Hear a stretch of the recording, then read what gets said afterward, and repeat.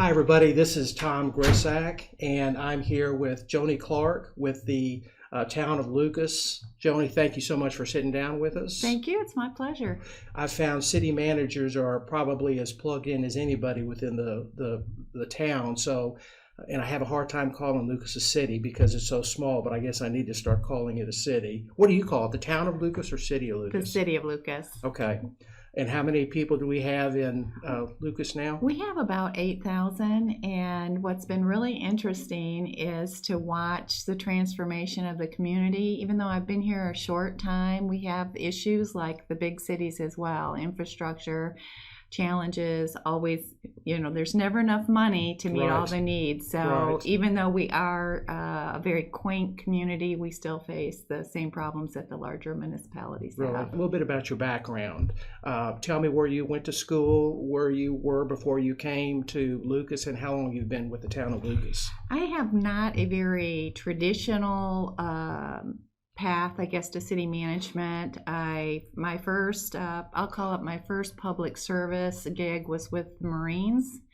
And so I was in the Marines for 4 years, and I learned a lot. Being from a small town in Michigan, I didn't have a lot of exposure to other cultures, and I wasn't the type of kid that knew exactly what I wanted to be when I grew up. So that really gave me a lot of perspective. Mm-hmm. And I funded my college education, and I went to Western Michigan University, where I received a bachelor's of business administration. Mm-hmm. I'm also a certified public manager, and I'm a ICMA, which is the International County City Management Association credentialed manager. Okay. So I'm very proud of that. Yeah, congratulations. Yeah, and so my path kind of went from Michigan, was where I worked for Kalamazoo County government, and that was a really eye-opening experience. I worked for a human services department, which with a business degree, you wouldn't think that would be necessarily a good fit, but in Michigan, secure employment was really important because the economy there swings with the auto industry. So I learned to really respect those professionals in social work. It was a really great experience for me. I went and ventured over to Colorado. I worked for the city of Longmont as a sales tax auditor, and you can imagine it wasn't very popular. Mm-hmm. But I worked for a chief accountant there that was absolutely an amazing professional mentor, and she allowed me to do other things that were positive, and so I really appreciated that opportunity. I moved to Texas in '95. How did you find Lucas?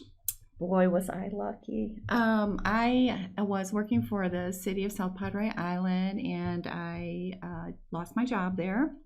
And so I decided to put it in God's hands, because you never know. Mm-hmm. I wanted a place where I would be, valued and appreciated. And I remember the first thing I saw was that logo with the horse on it. And I'm like, is this a sign? Because I'm a horse person too. So I was very excited about that. And I was also impressed. So many cities hire recruiting firms, and understandably so. It's a lot of work and it takes a lot of time. But the city of Lucas did their own recruitment. Yeah, it was very interesting. So you found them, or they found you? I found them, and I applied for the position. Absolutely. Okay. So that's kind of my history and how I came here. So I know where you live, and I can't see a horse on your property, but is that something in the future for you, to get a larger piece of property and have horses? I actually keep my horse just down the street at my neighbor's house, Brenda Rizzo. So she's got a great little facility and a great barn that backs up to the trail that goes, the Trinity Trail. Fantastic. That's so nice. It's really a nice location, just a mile down the road. So I guess I have the best of both worlds there. Yeah. How often do you get to ride your horse? Not often enough. I really try to ride at least once a week. Ideally, I would like to get out twice, but I have to balance all my obligations here, and then Quarter horse? Of course. Gelding? Yes. Yeah, good. How old is He's 11 now. Okay, that's a good age. Yeah, and he is I really lucked out with him. He's very quiet, and he and I are learning to ride the trails together, and so it's been really fun. Have you ridden the whole trail from start to finish? I have not. I've ridden as far as Brockdale Park, and Okay. then I have ridden to the Sycamore Tree, but I haven't gone south of Brockdale. I still haven't seen the sycamore tree.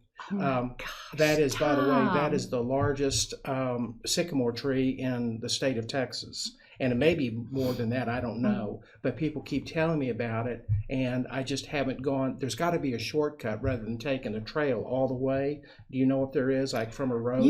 If you take the East Winningcuff Trailhead and go that way, it is certainly, walkable? would be. I'm not sure if it's walkable. I'm not sure if I would classify. I'm not. Okay. Yeah, but Okay. we need to find you a way Yeah, I'd to love get to. there. Okay. And by the way, if you don't know, the Trinity Trail, which loops right by Lucas, I believe is it 21 miles total? I thought 20. Yeah. And it's fantastic. It's not, you cannot have any motorized vehicles on it, but it is for walking, hiking, and horses. Just a plug for Trinity Trail Preservation Association. They are amazing group of volunteers, and they do all the hard work on the trail. So if anybody in Lucas is looking for a place to get involved, I would really, really encourage them to sign up for that organization and support them. Because that trail does take regular maintenance on it. I did that years ago, and I wish I could have when we had horses, but that's a real treasure to be able to have that type of space around you, and it's all through the Corps of Engineers, which the Army Corps of Engineers owns all that property, so that cannot be developed, and it really is a treasure. You've been with Lucas how many years ago? It's going to be 6 years in March. Okay, Time flies when you're golly. having fun. That's I know. amazing. It is amazing. It's gone by very quickly. Well, we talked a couple of years ago, and as I said, I feel like the city manager is probably as plugged in as anybody as what's happening in the city.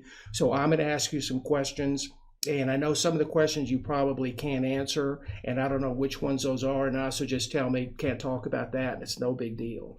I'm going to ask you the questions that I have, and then maybe what some of the residents might be wondering about too.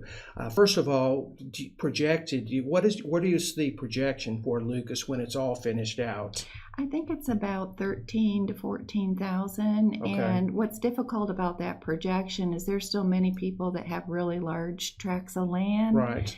And of course, their philosophy today is they would never sell it. They're going to live there their whole life. Right. They love Lucas. Right. But it's the future owners and whether they would consider, allowing, homes to be built on these larger. So that's a little bit of a difficult predictor. Right. And so, but that's about the build out that we're anticipating. Okay. The comparison, by the way, between Fairview and Lucas, believe it or not, Fairview is almost completely developed out within Lovejoy ISD.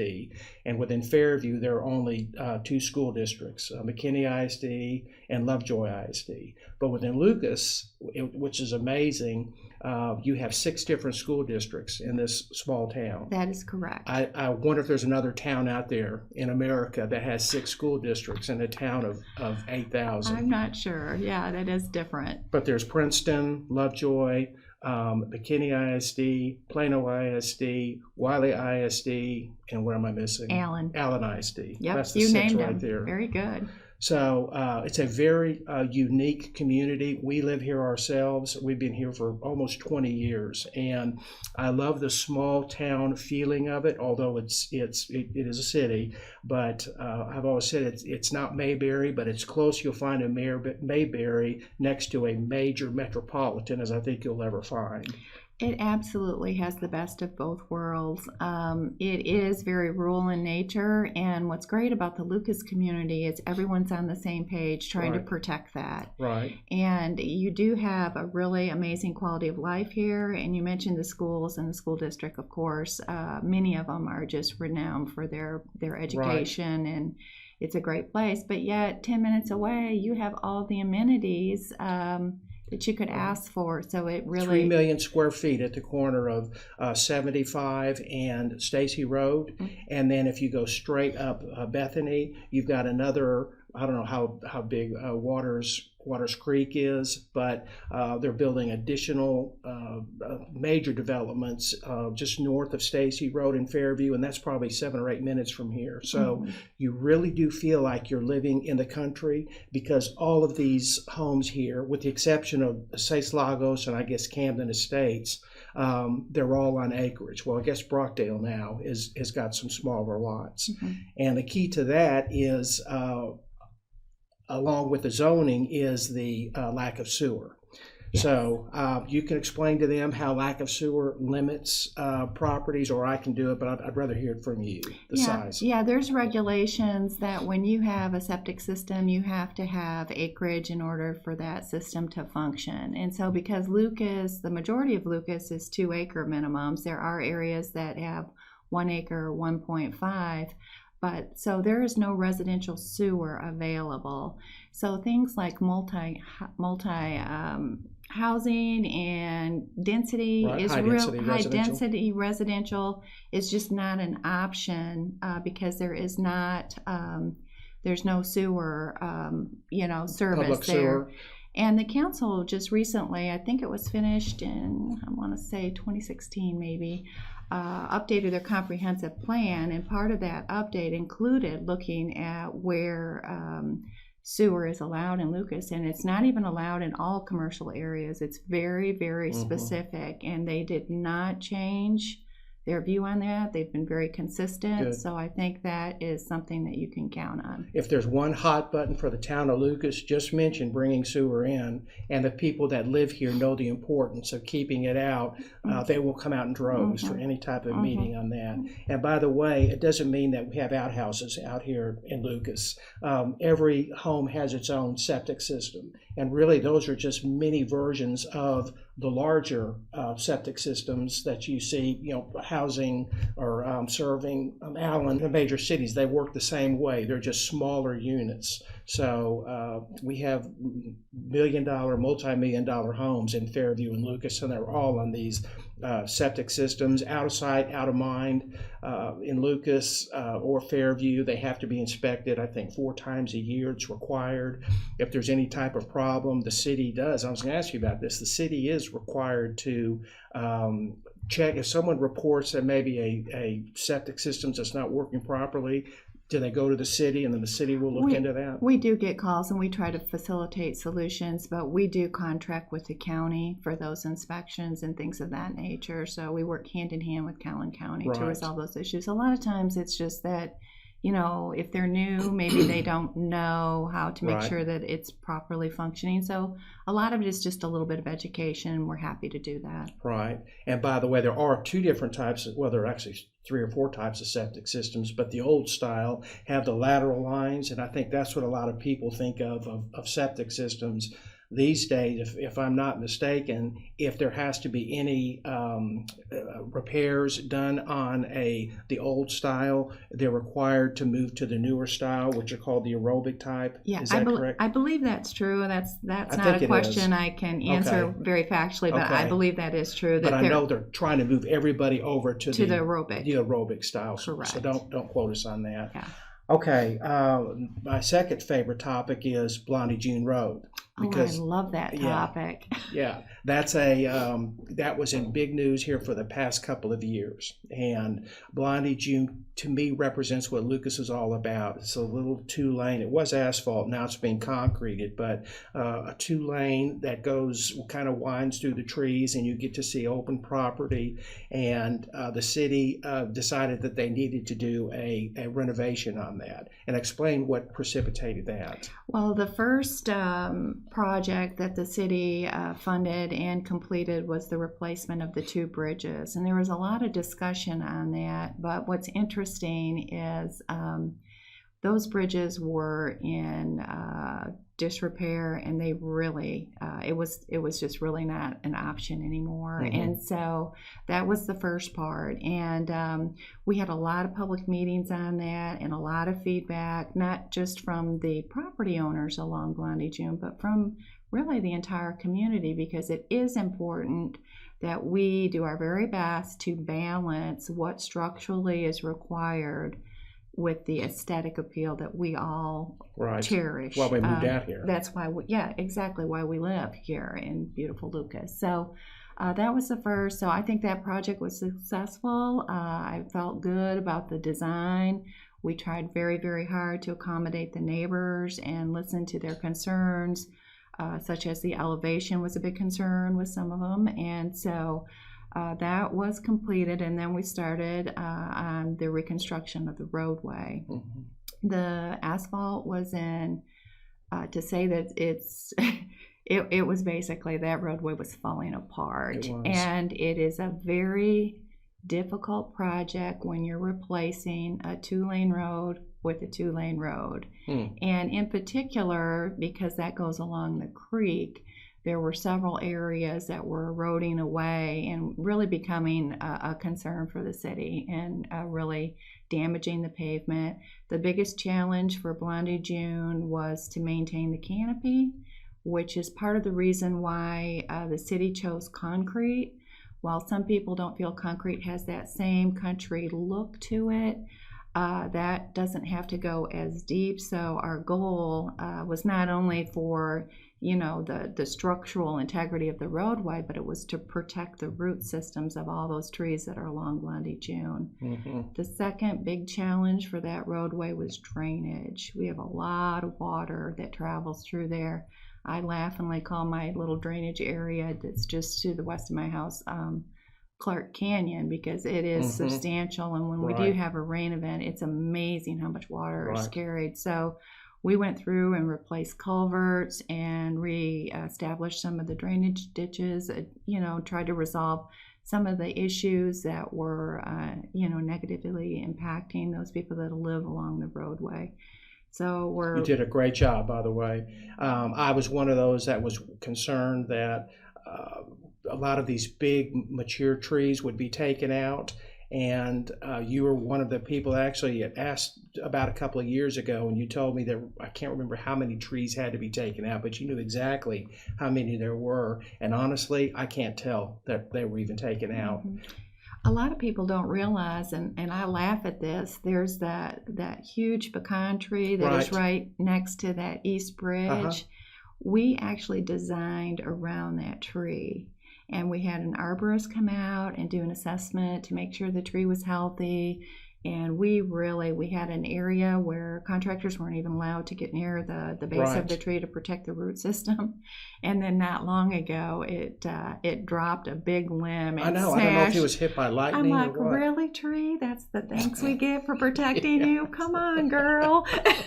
So anyway, that we have been very consistent. Our elected officials are very much wanting to make sure that we maintain our rural country feel. That's what our residents and citizens want, and the elected officials are on board with that for sure. And it really is. You guys are so receptive when, like for instance, before the reconcreting or the concreting of Blondie June Road, there was a major, and it just happened like in a day or two, a major big pothole in the middle of the road. And if you don't see it, that could probably knock your wheels out of alignment. And I called up to the city, and like within one day that pothole was gone. So we as citizens really appreciate that type of correspondence with y'all too. Okay, now this is a subject that might be difficult for you to answer, but the number one concern that a lot of people have is how much traffic is going to come into Lucas. There's a lot of development going on in Princeton right now. There's a lot of development going on in Lucas, east side of Lucas, and that seems to be all catching up right there at the corner of 3286, which is Lucas Branch Road, and then the Bethany Road extension. So one of the things they're considering is a roundabout. And I don't know how far along, that's just an idea at this point. And maybe, can you share any light on that, on what the odds of that are, or what are the cities trying to promote? Sure. The city is trying to promote solutions for the traffic that is going to be impacting us so that we are protecting, again, that quality of life for our residents. And the focus is on the citizens of Lucas. And so if our citizens that are traveling, to work each day cannot get home at night because we have traffic backed up in our community, that's a concern for our city council. And the traffic is this is a great area to live, and to think that traffic is not going to be increasing. Right. I mean, we know that it is. We've all heard about the development and a lot of density that's occurring around us. So we're looking at strategies that will help facilitate the movement of traffic through our community without impacting the quality of life of our residents. And let me tell you, that is a challenge. I bet it is. But one thing the City Council did in conjunction with Calhoun County is they purchased the property, and let me get my directions. It's right across from the bait shop. The Lucas food store where Yes. you can get bait sandwiches. Yes, I love that. Anyway. But what So that funny. means, the comma, it has bait and then sandwiches, and the comma keeps falling off, so it looks like they sell bait sandwiches there. That's kind of the local It's joke. the local humor, exactly. So they were the City Council was very proactive in working with Calhoun County to purchase that land so that TxDOT, when they're ready to make the improvements there, would not have to, it would give them some space in which to operate. Right. I know that the Roundabout was submitted to TxDOT as requesting that the evaluation be done. We did receive a response from TxDOT indicating that they felt like they had done their due diligence in evaluating that. Even we weren't even aware of that. Oh, okay. And they don't see it as a viable option. But, nothing's done until the design begins. It's going to be a very typical TxDOT process where they're going to engage the community, and they're going to be asking for public input on that. And I know that the citizens of Lucas have been very vocal in protecting the Lucas food store and making sure that commercial activity there is able to function. I know Mayor Olk has had some ideas on how to make sure that there's no negative impact from when the design is happening with that intersection. So I'm just going to say stay tuned. I know that we've had many meetings with TxDOT. I believe that the city of Lucas has a very good relationship with TxDOT, where they were very pleased at the meeting that they held at the Lovejoy administrative building there on Country Club, the Little Red Schoolhouse area. Very pleased with the thoughtful comments that they received, the fact that the citizens are engaged. They do care about that intersection design along with other, roadway projects. And so that is a good thing. When your voices are heard and you stay informed and you can provide constructive feedback, that's what we need. Right. Well, something is going to have to be done because it is getting worse and worse. And on a weekday afternoon from maybe 4:30 to 6 or so, there's just a real long backup. And unfortunately, there's only two ways to get across the lake there. There's unless I'm not thinking correctly, but there's 380 and then 3286, the road we're talking about. Yes, it's very limited. Yeah, so that's one of the downsides of being in the path of all that traffic. But I think in 2 or 3 years, it's going to have to be resolved. The City Council also took action to support expanding West Lucas Road. Now, the part that is considered a city roadway is from Country Club to Angel. That segment is City Lucas roadway. And they have agreed to look at expanding that roadway to a 4-lane divided. Oh, okay. That was a huge step for our city because we are trying to maintain that, rural characteristic.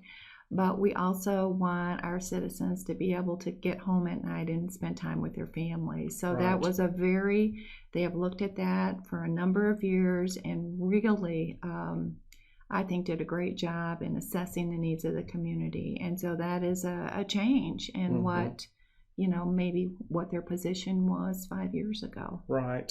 You had mentioned the Lovejoy Red Schoolhouse. How much interaction is there between the town of city of Lucas and the school districts? I think quite a bit, especially with our roadway projects. That has a very significant impact on the bus traffic. So we try to loop them in as early as possible and keep them updated. We've had David Dillon, I believe, is their operations person, and we have had a wonderful relationship with him, and he actually has come to meetings here with the contractors, and we have made adjustments in our traffic management plans to accommodate some of the special needs children that need to be picked up at the home to make sure that those buses can get to those kids. We also work with the school on the parking along Estates Parkway, just together to make sure that people understand parking along that roadway is not safe. Right. And so That's exactly right. The city puts up the signage. In fact, I saw a new sign there. You cannot park along. I guess they did that for maybe the football games when they're having them. That was a new sign. So, okay. We talked about school district. How about interaction with other cities around you? Do you share common goals and common issues, or do you have to? Is there a lot of correspondence between all of the?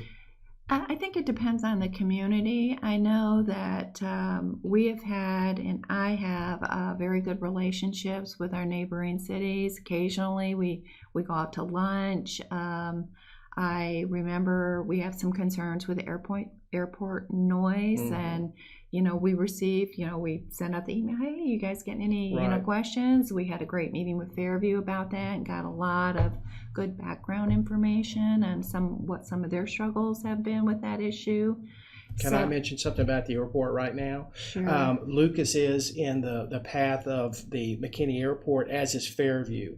The difference is Fairview really lies, those jets are, and they're not big commercial, well, they are commercial jets, but they're not like FedEx, and it's not a lot of major commercial traffic. It's mostly private airplanes flying in and out of there, but they're coming in lower over Fairview, so they're getting more noise. By the time they get to Lucas, they're really at an elevation, and they're not an issue like I think they would be in parts of Fairview.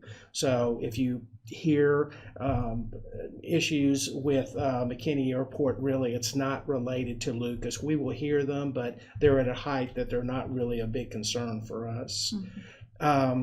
Okay. Why don't you tell the viewers the towns that circle Lucas that you touch? Okay, we have St. Paul, Wiley, Murphy, Parker, Allen, Fairview. I think we might even touch a little piece of McKinney. I'm not sure their ETJ might be not the city, but those are our neighbors, and we view them as such, and we try to work together on things because that's how you get things done. Right.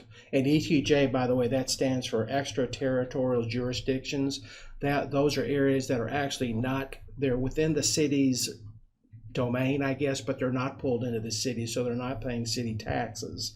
And one of those is Seis Lagos, and I've had many years of talking to people in Seis Lagos and many people talking to people in Lucas, and really there's no desire from either side. They don't want to come into Lucas, and I don't think Lucas really has a desire to pull them in. Am I mistaken on that? No, I think you're absolutely correct. We view them as a neighbor, and actually the city of Lucas provides fire and EMS service to Seis Lagos via a contract.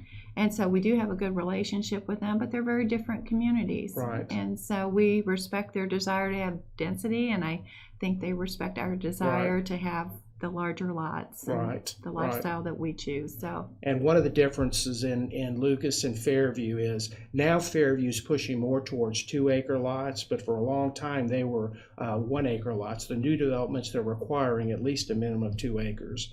So Lucas has more, to me, has more of a country feel. It's more open, it's more spread out, and the way it's being developed, I don't see that changing, especially because East Lucas is right up next to Lake Lavon. That's where you might drive through Lucas and think, well, there's no really character to it, because what you're seeing from the roads is it's basically flat and not a lot of character to it. But once you get next to the lake east, that's where really in my opinion, that's where all the beauty of Lucas is. You've got actually hills, believe it or not. You got big mature trees, and that's in fact where Blondie June is located. So what you see driving through Lucas is not necessarily all that there is to Lucas. I totally agree. It really is a hidden gem. And I remember my first year here, I had a great horned owl nest in the sycamore tree by my house. And then one morning on my way to the office, I saw a bobcat. So the wildlife is here. You just have to be still and know that it's there. And and it's beautiful, beautiful trees and creeks. And I think it really is a wonderful place to live. I don't know how many acres are surrounding the Lake Lavon and the Corps of Engineers, but it's got to be at least 1,000, because that's a huge lake. It's huge. And that wildlife is going to stay there. That's pristine, unprotected. They're very careful about what goes in there. So Lucas really is we live in Lucas, so I'm a little biased, but it is a really special place to live. Now tell me about the farmer's market. Is that what we're calling it? Yes. How did that come about? Whose idea was that? Well, it was a lot of us putting our heads together, and the Parks Board had kind of just a list, and they were just doing some brainstorming. Councilmember Tim Baney is the council liaison to that board, and I believe it was Deborah Geeman that decided to take that on. So we want to run with that and support her. We think it's a good fit for our community. As you know, we've had 2 test markets. They did very well, and we're in the off season now for produce. So I really feel like what are the plans for it? How often are you planning on having them? I wish I could tell you, but here's what I do know. They are going to have, we have our wonderful country Christmas event the first Friday in December, which is December 6th this year. Santa, the Grinch, the Elf, we're going to have food, and we, roast marshmallows, got train rides for the kids. It's really an awesome event. We'll be out there. Good. And we're also going to add a little holiday market in the community center. Good. So while you're right, we won't have a lot of produce, we're going to have great cookies and pies and all kinds of things that, you might want to take home for the holidays. And so that's going to be an added feature this year. And we're going to be working with the city council on a potential schedule for the spring and fall markets next year. Good. So hopefully we'll be starting that planning process with the committee in January. I'm hoping you can do it at least once a month, because I'm telling you, everybody I talk to loves it. And you've got the perfect venue here. You've got, although parking, if there's an overflow here, they can park right across the street at the elementary school. It's covered, which is a large enough pavilion to handle many of those, if not most of those. Right now, it's more, although there was some produce, it's more arts and crafts, honey, beef, a lot of people marketing different things in the way of things that aren't fresh produce. So it was a big hit. I know there were at least 1,000 people the first time and at least that many the second time. And those were cold mornings too. So that tells me that the neighbors are really coming out and supporting it. It is really a fun event. Yeah, and we think it is a really good fit for our community. And I think what the committee is looking at and what they might want to present to council is during peak seasons, they will try to do 2 markets during the month, and then the non-peak seasons maybe. So they're looking at maybe having 12 to 14 markets. And so we're going to be working on that. We have vendors, the word's getting out, because you have to have both. You have to have great vendors, and then you have to have the customers to support them. So it is a balance. And you're right, our community park is the perfect venue for it. We have facilities here. We've expanded our parking in the back, so we're trying to address that. And we'll see where the planning process takes us. But we were very pleased with the results of the 2 test markets. Good. Last question. There's a lot of development that is. I mean, I've heard of tracks that are under contract, and the one that I can think of is sold by now. It's right at Blondie June and Country Club. Is that? And I keep waiting for that to be kicked off. When is that going to start? I keep waiting for that to be kicked off too, and we have not heard from the developer, so we are not sure what the status is. As far as we know, everything is still going to happen. I don't know if it's a timing issue for them or what they're seeing. But to me, and you're the expert there, the housing market still seems... It is. It's very, very strong. I get your email, and I do share that because it is interesting that you hear about slow times and slowdowns, but we just haven't seen it. We have not seen it. It's close-in country, and that's what people want. They want land around them. They want extra land. They want great schools. They can get all that here without moving out 10 miles and having to drive 20 to 30 minutes to get to shopping or longer. We're the oasis of Collin County. You are. You really are. Mm-hmm. And it used to be a little hidden gem, but I'm afraid it's not anymore. The word's out, yeah. And speaking of that, sale prices out here, I remember 5 or 6 years ago, I think, we had the first home sale on a 2-acre lot that sold for over $1 million. And we could not get it appraised because there weren't any other $1 million home sales in Lucas. And the appraiser at that time refused to go into Fairview.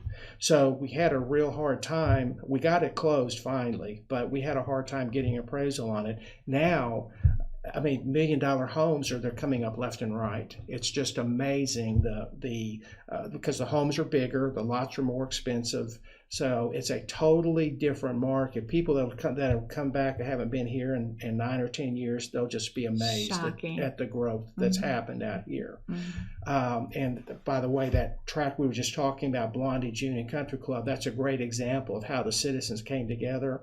The developer was trying. Developers, the more lots they get, the more money they make. So the developers were trying to get it zoned at a lower density or higher density, acre and a half versus what it's zoned for 2 acres. And I mean, the neighbors came out in masses. They said, no, it's zoned for 2 acres. It's going to be developed. We know that, but we want to keep it at the current zoning of 2 acres. And you guys held their feet to the fire. Yeah, it's real interesting. Joe Hilborn is our main staff person. He's our director of development services, and he is very straightforward. When the developers come in, we as staff we'll bring forth whatever it is, but you're not. He's excellent. He is excellent at telling them you're not going to get that passed, and sometimes they believe him, and sometimes they don't. They have to find out the hard way. I think he is he must be at 100% accuracy, right? Because he can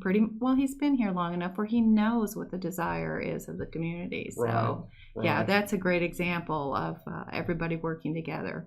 Well, I'm going to cut this off here. I know you're very busy, and this is a Friday, and I so appreciate your time. Hopefully we can do another one of these in a year or so. And I just want to take a moment to thank you, Tom, and you are always the person that are out there doing the positive talk and promoting the community, and we appreciate that. Thank you.